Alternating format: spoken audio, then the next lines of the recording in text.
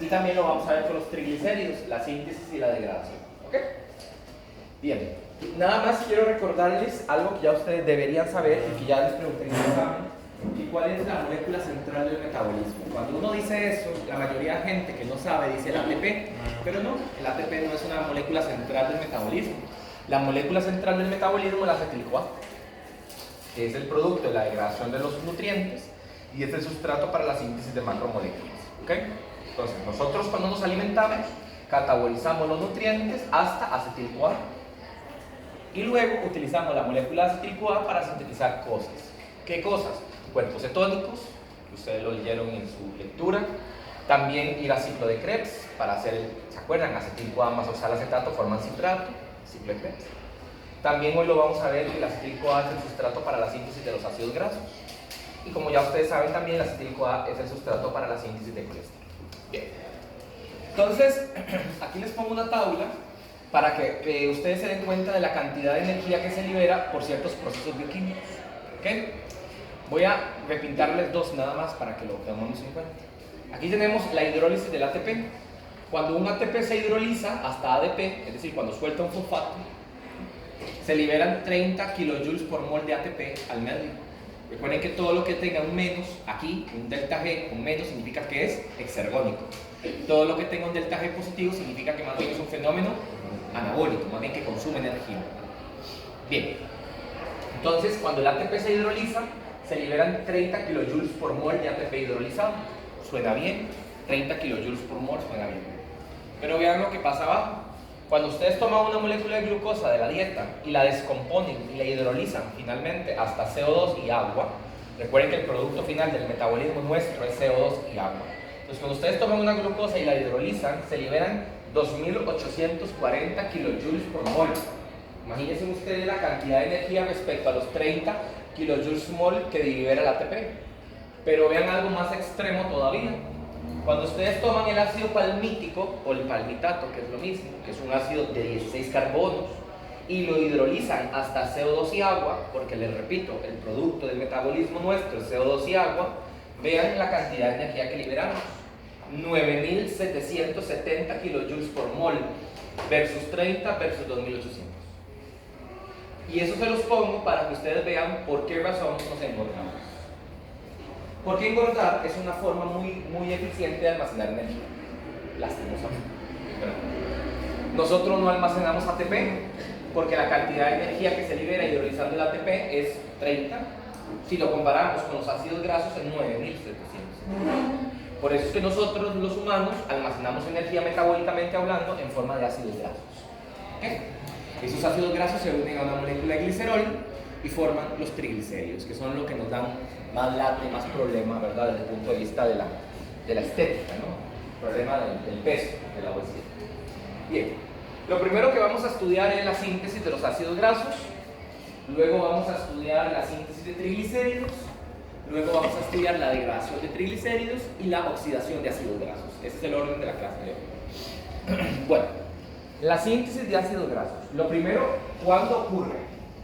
Bueno, ocurre cuando estamos en el periodo postprandial. Nosotros sintetizamos ácidos grasos después de comer. ¿Ok? Por la acción de la insulina. La insulina es una hormona anabólica que estimula la síntesis de ácidos grasos.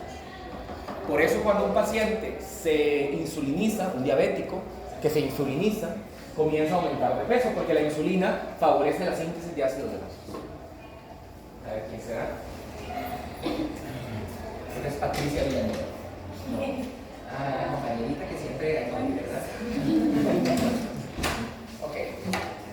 Es que yo creo que es Patricia, no. Era. Bien, entonces cuando uno come, la insulina que se libera después de comer estimula la síntesis de ácidos grasos. Chicos, sí tiene sentido. Cuando uno come, está metiendo un montón de calorías provenientes de los alimentos, del tomate, la carne, la vaca que se come. ¿Ok? O del pedacito de vaca que se come. Entonces, esa energía que uno está introduciendo tiene que cumplir la primera ley de la termodinámica, que era que la energía se mantiene constante. Entonces, si yo tengo un plato de chicharrones que es energía química, porque en esa carne del cerdo hay energía química invertida, esa energía química que yo me estoy comiendo tiene que usarse la que se use y almacenarse la que no se use. Y la forma más eficaz de almacenar esa energía que no uso es en forma de ácidos grasos. ¿Está? Por lo tanto, la síntesis de ácidos grasos ocurre después de comer y se inhibe en el ayuno.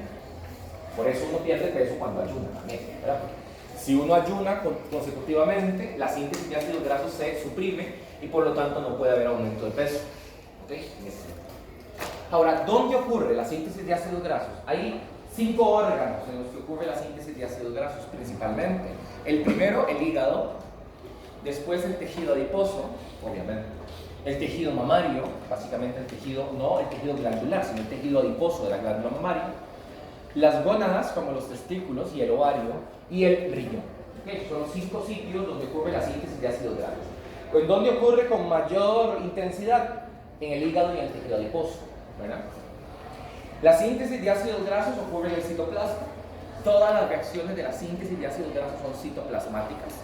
En el caso de las plantas, donde también se sintetizan ácidos grasos, eso ocurre en el cloroplasto. El fenómeno de la síntesis de ácidos grasos tiene un nombre mejor, un nombre más bioquímico, y es lipogénesis. Lipo es lípido y génesis síntesis, ¿verdad?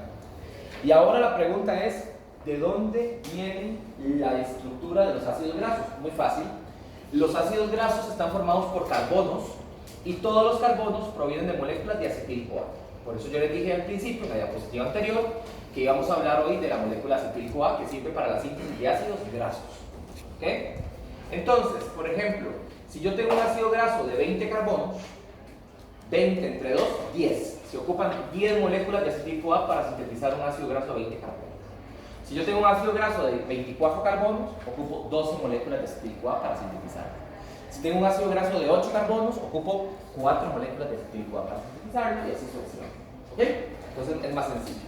Ahora, recuerden que la molécula de acetil-CoA está formada por un grupo acetilo, que son 2 carbonos, por eso son los 2 carbonos de aquí, son estos 2 carbonos, porque el grupo acetilo tiene 1, 2 carbonos, ¿okay? Y la otra parte de la molécula de acetil-CoA es la coenzima A, que la coenzima A, si ustedes recuerdan, que está formada por ribosa, por una base de tipo purina y el ácido pantoténico, que es la vitamina B5. Entonces, para nosotros sintetizar ácidos grasos ocupamos que haya moléculas de acetil-CoA, pero que a su vez requiere haber vitamina B5 principalmente. ¿Okay?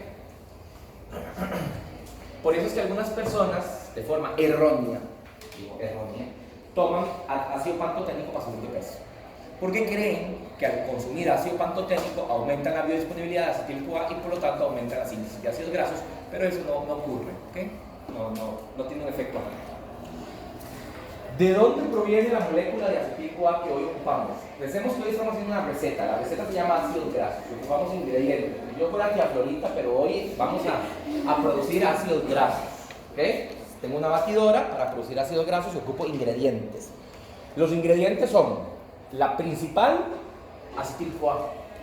Ya hemos dicho que los carbonos de los ácidos grasos vienen de moléculas de acetil-CoA. Lo primero que hay que echar en la batidora es acetil-CoA, lo primero. Lo segundo, para que esa batidora se mueva, es energía. Entonces ocupamos ATP. Entonces, no puede haber la síntesis de ácidos grasos si no hay energía metabólica. Es decir, usted no puede comenzar a producir ácidos grasos donde no haya energía. Entonces tiene que haber ATP biodisponible. Y el tercer ingrediente que se ocupa es NADPH. NADPH, no NADH, NADP con P. NADPH, que se obtiene de la vida de las pentosas, que ya expliqué en la clase de metabolismo de los carbohidratos. Entonces, ¿de dónde se obtiene el primer ingrediente, el acetil-CoA? Muy fácil, de la reacción más importante del metabolismo, que es la descarboxilación oxidativa del piruvato, aquella reacción que ya yo les expliqué, en la cual la molécula de piruvato se convertía en acetil-CoA por la enzima llamada piruvato deshidrogenasa. Entonces, esa es la principal. Y si recordamos, la principal fuente de piruvato es la glicólisis. Por eso es que el metabolismo de los carbos le da la mano al metabolismo de los lípidos. Porque el producto del metabolismo de los carbos, que es piruvato y acetil-CoA, es el sustrato para la síntesis de los ácidos grasos. Por eso comer carbos lo engorda a uno. Por eso comer carbos lo engorda a uno, porque el producto del catabolismo, del metabolismo de los carbos, es el sustrato para el anabolismo de los ácidos grasos. Como una especie de cadena, ¿no? Por eso cuando uno tiene sobrepeso, lo primero que le restringen de comer, ¿qué es? carbos, no lípidos. ¿Por qué no lípidos? Porque ya yo en la clase de lipoproteínas les expliqué el asunto con los lípidos de la dieta, que depende mucho del estado anabólico o catabólico del paciente. En cambio, el producto del catabolismo de los lípidos siempre es acetil-CoA y piruvato. Y si hay mucho acetil-CoA y mucho piruvato, va a haber mucho ácido graso. Y si hay mucho ácido graso, mucho triglicérido. Y si hay mucho triglicérido, mucho lípido adiposo. También hay otras fuentes de acetil-CoA, pero son menos importantes, como la oxidación de ácidos grasos o la oxidación de aminoácidos, pero eso es menos importante. Bien, entonces ya que tenemos nosotros los ingredientes, tenemos entonces la molécula acetil-CoA, tenemos el ATP y tenemos el NADPH, ahora sí podemos producir ácidos grasos. Les recuerdo que el NADPH que les estoy mencionando es el producto de la vía de las pentosas. ¿Se recuerdan que cuando les dije la vía de las pentosas nada más les mencioné? Lo que ocupo que recuerden es los productos de la vía de las pentosas, y era NADPH y ribosa 5-fosfato. Entonces, en el caso del NADPH lo ocupamos hoy ya para sintetizar ácidos grasos. Entonces ya con el acetil-CoA, con el ATP y con el NADPH puedo darle on a la batidora y producir ácidos grasos. ¿Para qué se producen los ácidos grasos? Los ácidos grasos se están produciendo para ser almacenados, ¿verdad? Los ácidos grasos que nosotros estamos produciendo en ese momento no son para usarlos metabólicamente hablando, están para que se almacenen. Porque recordemos que la energía que nosotros ocupamos la estamos obteniendo propiamente de los alimentos. Y ese exceso metabólicamente hablando de energía es la que estamos usando para mantenerlo almacenado en forma de ácidos grasos. ¿Y para qué? Para que cuando estemos en el ayuno o en el ejercicio, si es que hacemos ayuno y si es que hacemos ejercicio, se usen esos ácidos grasos para ser degradados, obtener nuevamente acetil-CoA y la Krebs, cadena respiratoria y fosforilación oxidativa. Y por eso les dije y les hizo gracia, porque nuestro metabolismo no sabe que somos unos sedentarios y no sabe que no hacemos ejercicio nunca. Entonces, cuando ustedes se comen 5 slices de pizza, nuestro metabolismo dice, ok, en este momento metabólicamente tengo un exceso de energía que lo voy a almacenar en forma de ácidos grasos porque posiblemente va a hacer ejercicio durante unas 20 horas después. Pero como no es así, quedó esa energía reservada. Entonces viene el otro día y usted se manda de nuevo otras 5 slices de pizza, entonces de nuevo su metabolismo dice, bueno, voy a almacenar el exceso metabólico porque va a hacer ejercicio 20 horas y como entonces va a ir de nuevo, ¿verdad? Sí, y ahí va. Y ahí va el tejido adiposo creciendo. Porque el objetivo de esa reserva es usarla. No es dejarla ahí perenne, ¿no? Entonces, ese es el problema que tenemos el día de hoy en la sociedad costarricense. Que nosotros no ayunamos, no nos gusta. Hay gente incluso que se levanta durante el sueño a comer, ¿verdad? Yo pongo la alarma como a las 5 para que me levante, me como algo y después me vuelvo a dormir, ¿verdad? Y no hacemos ejercicio, ni siquiera ahora cocinamos, ¿verdad? Yo podía decir a los estudiantes míos de medicina, dígame cuánto tiempo gasta uno haciendo actividad física en el día. Yo solamente cuando doy clases, ¿verdad? Por dicha me desplazo y camino como camino. Esa es mi única actividad cuando voy al gimnasio de vez en cuando. Pero hay personas que ni siquiera hacen el ejercicio de limpiar su apartamento, digamos. Entonces su pobre metabolismo, ¿verdad? Está constantemente sintetizando ácidos grasos, pues nunca los ocupa, nunca. Y ahí va el peso para arriba. Entonces va subiendo uno 500 gramos, 600 gramos, 2 kilos, 5 kilos, 7 kilos. Y cuando pasa un año se da uno cuenta que tiene 4 kilos de más. Y pasa otro año y tiene 3 kilos de más. Más 4 son 7. Y ahí sigue, hasta que se da cuenta uno y tiene una obesidad grado 2 o grado 3. Y eso es lo que pasa, porque nuestro metabolismo está hecho para almacenar ese exceso de energía para que se use. Pero si nunca se usa, sigue reservado. Y ese es un problema. Ahora, no les voy a poder dar esta clase, pero es muy interesante lo que les voy a explicar. Al ustedes tener más tejido adiposo, ¿verdad? Producto del acúmulo constante de tejido adiposo, al tener ustedes mayor cantidad de tejido adiposo, debería, ojo lo que voy a decir, debería haber un efecto a nivel del hipotálamo que disminuye el consumo de alimentos. Les repito, entre más tejido adiposo un ser humano tiene, menor consumo de alimentos debería tener después. Porque piénselo, el tejido adiposo es una reserva de energía Y uno come para buscar energía. Entonces, si yo tengo mucha, pues no debería comer más. Eso es como lo lógico, ¿no? Pero ustedes han visto los documentales en Nat Geo, en Discovery Health, de estas personas que pesan 300, 400 kilos, que comen 3 o 4 hamburguesas o 5 pizzas. Y ustedes se preguntan, ¿cómo alguien que tiene tanta reserva de energía sigue consumiendo tantos alimentos? Si en teoría debería comer menos. Bueno, esto es la obesidad.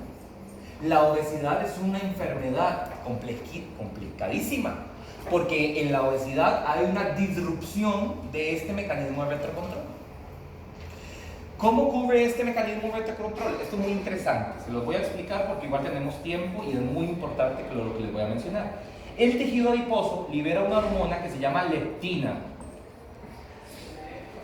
La leptina se une a sus receptores a nivel hipotalámico y genera una supresión del apetito. Entonces, las personas cuando aumentan de peso liberan más leptina a su tejido adiposo y esta leptina ejerce un efecto supresor del apetito sobre el hipotálamo. Eso en los pacientes sanos. Por eso hay personas a las que les cuesta tanto subir de peso. Porque cuando suben de peso un poco, liberan leptina, la leptina suprime el consumo de alimentos y entonces vuelven a su estado basal. Eso es lo que pasa a un paciente sano. Pero resulta ser que los pacientes con obesidad, que es una enfermedad, tienen resistencia a la acción de la leptina. Entonces, su tejido adiposo libera leptina, pero la leptina no se une a su receptor. Y entonces, este mecanismo de supresión del apetito no se da. Y si el apetito no se suprime, más bien se estimula. Por eso es que las personas, conforme aumentan de peso, siguen comiendo más alimentos. Pero es un problema, ¿verdad? Es una enfermedad. Por eso la obesidad tiene que verse como una enfermedad complejísima. La obesidad no es solamente decir no coma, porque no hay peor sensación que tener hambre. Entonces no es tan fácil decirle a alguien, deje de comer. Vamos. Profe, ¿y eso no tiene que ver con que después de cierto tiempo a los obesos les da ansiedad? No tiene todavía nada que ver en ese sentido, pero esa es la complicación tan grande que tenemos con la obesidad, ¿verdad? Que existe toda una disregulación del proceso bioquímico que normalmente vemos. Sí, una pregunta. sí. ¿Cuál es el efecto que da la metformina? Muy bien. El caballero, entonces, él posiblemente ha escuchado que hay una pastillita llamada metformina que se utiliza para los pacientes resistentes a la insulina, diabéticos, por ejemplo, se utiliza para bajar de peso. La pérdida con metformina, usándola una dosis de 500 miligramos por día por 6 meses, es más o menos 2 kilos, 2 kilos y medio. Es decir, es una pérdida de peso relativamente baja, pero se pierde.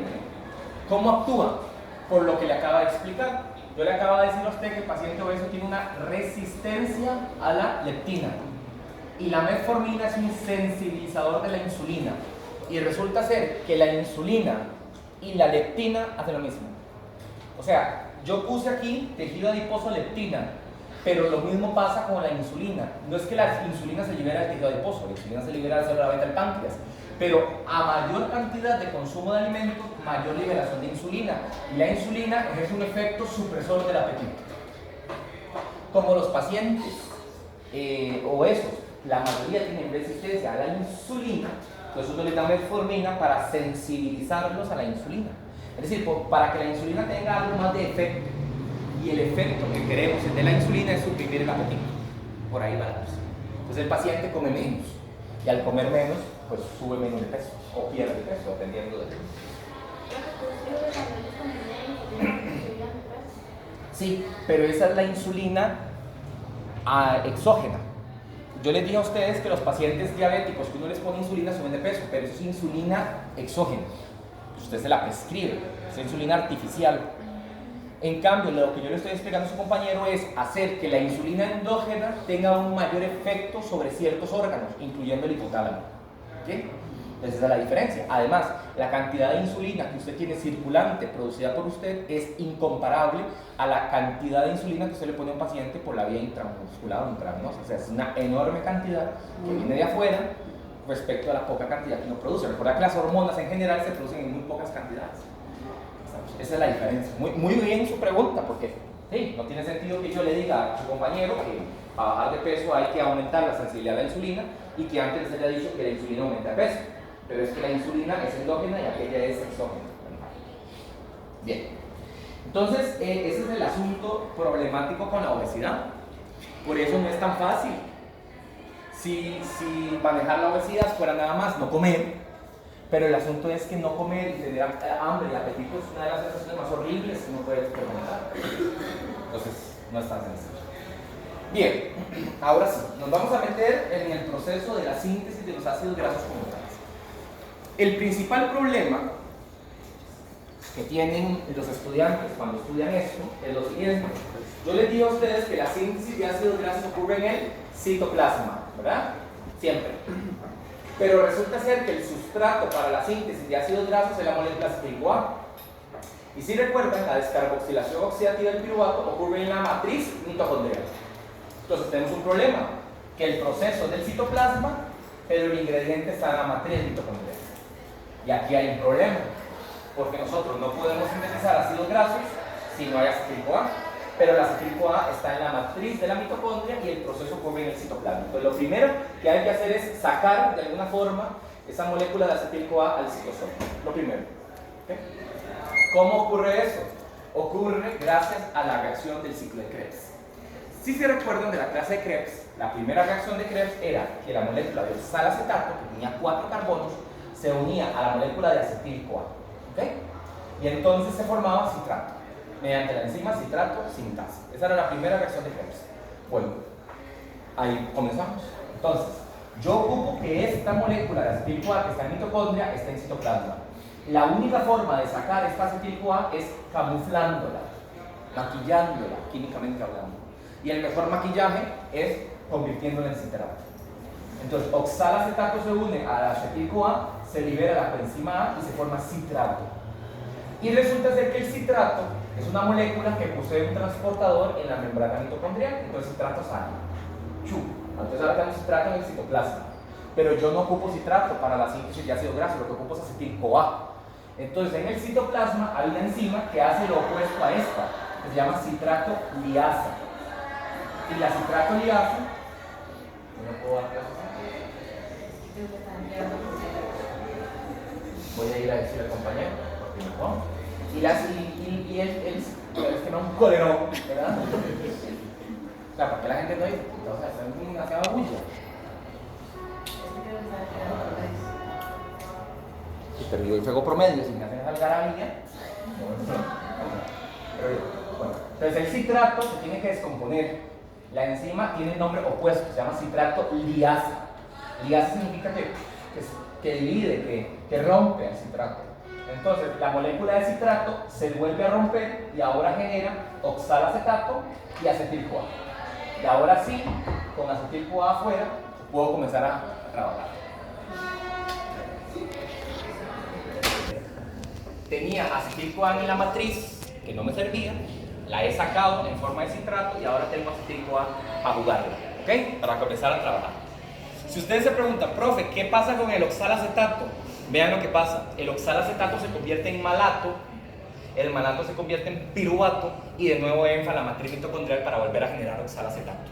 Es decir, esto no para aquí, porque si esto parara aquí, nos faltaría piruvato en la matriz mitocondrial.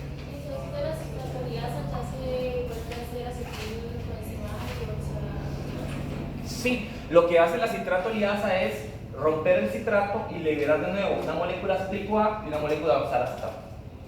El oxalacetato se convierte en malato, malato, piruvato, piruvato, entra. Y de nuevo oxalacetato, acetil-CoA, citrato sale.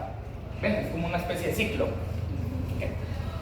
Bueno, una vez que yo tengo la molécula de acetil-CoA en el citoplasma, en el citosol, ahora sí puedo comenzar a producir ácido graso.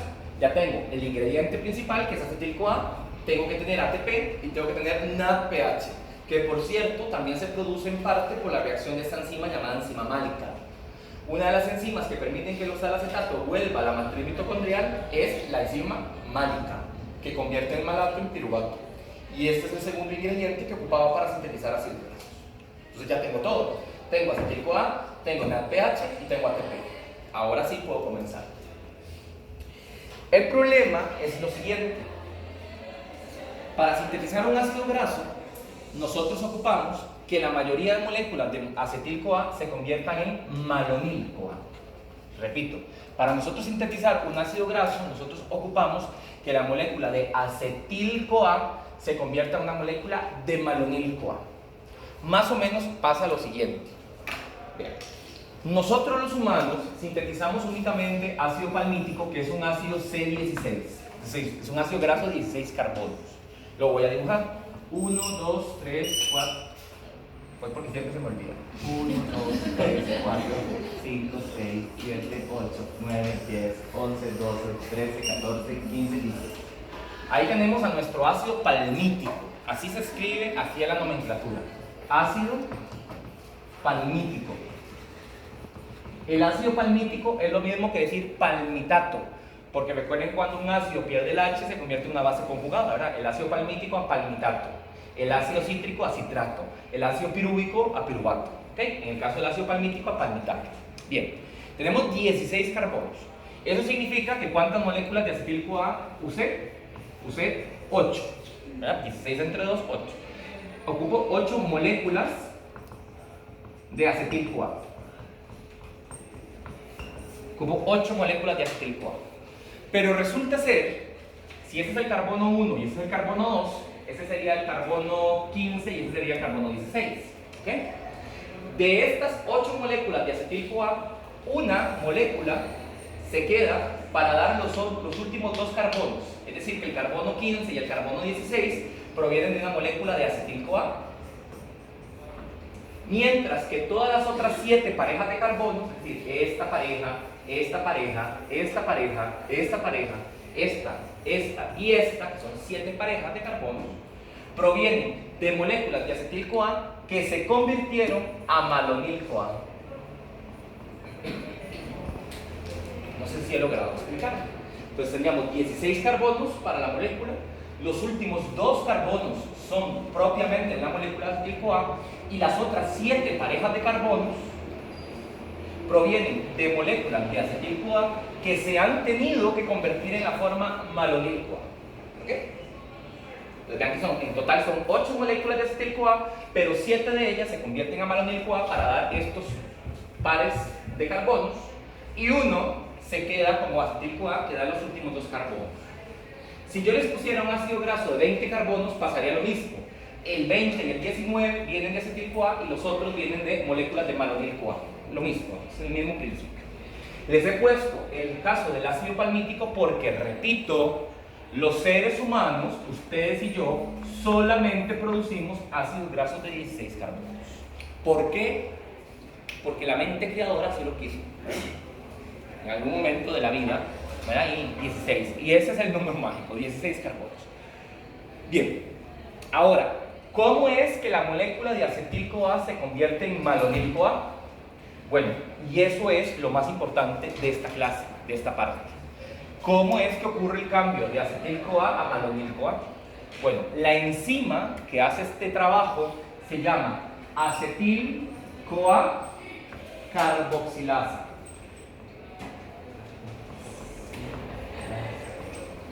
Acetil-CoA carboxilasa. O nosotros en bioquímica decimos la ACoA carboxilasa. Entonces, la enzima que convierte la molécula de acetil-CoA en malonil-CoA se llama acetil-CoA carboxilasa. Y es pregunta examen, porque es la enzima en la cual se activa la síntesis de ácidos grasos. Toda hormona que estimule a la ACoA carboxilasa estimula la síntesis de ácidos grasos.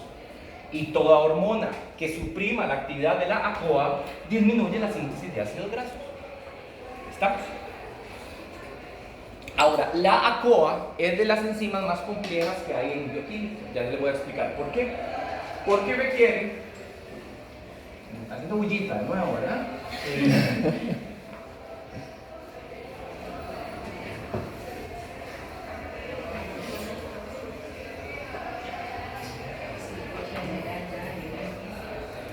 Aquí tenemos la enzima. Esta, bueno, eso no es la enzima, ¿verdad? Aquí estamos viendo la reacción. Entonces, cuando la molécula de acetil-CoA se convierte en malonil-CoA, la enzima ACoA carboxilasa requiere, ojo, ATP, requiere bicarbonato y requiere biotina. Entonces ocupamos que haya ATP, que haya bicarbonato y que haya biotina. Y así acetil-CoA se convierte en malonil-CoA. Por eso les dije yo al principio que en la batidora, ¿se acuerdan la batidora de los ácidos grasos? Que había tres cosas: acetil-CoA, ATP y NADPH. Ya les expliqué por qué acetil-CoA. Ahora vemos por qué ATP. Y vamos a ver más adelante por qué NADPH. ¿Okay? Entonces, ahí está la razón del por qué ocupamos ATP. ¿De dónde se obtiene ese ATP para poder sintetizar un ácido graso? Del catabolismo de los alimentos. Por ejemplo, la glicólisis. ¿Se acuerdan que la glicólisis, aunque es muy pinche en la cantidad de ATP, produce 2 ATPs por cada glucosa? Entonces, bueno, podría ser esos 2 ATPs que están ahí. Porque recuerden que eso es del citoplasma. Entonces tienen que ser ATP citoplasmático, no puede ser ATP de cualquier otro lado. ¿Estamos? Eso se los voy a preguntar porque lo van ustedes a escuchar mucho en fisiología del sistema, fisiología del ejercicio, lo van a escuchar después ustedes en metabolismo cuando lleven endocrino y medicina interna. ¿Okay? La enzima acetil-CoA carboxilasa. Bien. Ahora, ¿qué pasa? ¿Qué pasa una vez que las moléculas de acetil-CoA se han convertido en malonil-CoA? Bueno, ahora aparece en escena la segunda enzima importante que se llama ácido graso sintasa. Entonces la enzima ácido graso sintasa lo que va a hacer es muy sencillo. Va a ir robándole 2 carbonos a la molécula de malonil-CoA y la va a ir pegando a la molécula de acetil-CoA, que era la que quedaba. ¿Se acuerdan que yo les dije que de 8 moléculas de acetil-CoA, una quedaba como acetil-CoA, quedaban los últimos 2 carbonos, y las otras moléculas eran malonil-CoA que iban donando de 2 en 2 carbonos. ¿Me explico? Entonces, si lo quisiéramos ver más o menos en escena, de nuevo con un ácido graso de 16 carbonos, más o menos tendríamos así. La molécula de acetil-CoA que quedó como acetil-CoA daría el carbono 16 y el carbono 15. Entonces, viene una molécula de malonil-CoA. Entonces, la enzima ácido graso sintasa toma 2 carbonos de malonil-CoA y los pega aquí, que sería el carbono 14 y el carbono 13. Tenemos la primera pareja. Luego viene otra enzima ácido graso sintasa, toma 2 carbonos de otra molécula de malonil. Entonces aquí se consumió una molécula de malonil-CoA. Entonces, y aquí está la molécula de acetil-CoA. Viene de nuevo, toma 2 carbonos y los pega aquí. Entonces tendríamos ahora carbono 12, carbono 11. Y aquí tendríamos la segunda molécula de malonil-CoA consumida. Y ahí seguimos hasta llegar finalmente al carbono 1. ¿Me explico? Por eso es que la primera pareja de carbonos viene de acetil-CoA. En realidad el grupo acetilo, porque vean que la molécula de un ácido graso no tiene coenzimado, entonces esta molécula coenzimada se pierde en la reacción. Entonces este grupo acetilo son estos 2 carbonos. Y así van a ir uniéndose en los carbonos de la molécula de malonil-CoA. ¿Ok? ¿Cómo se llama la enzima que une esos carbonos? Su nombre es muy sencillo.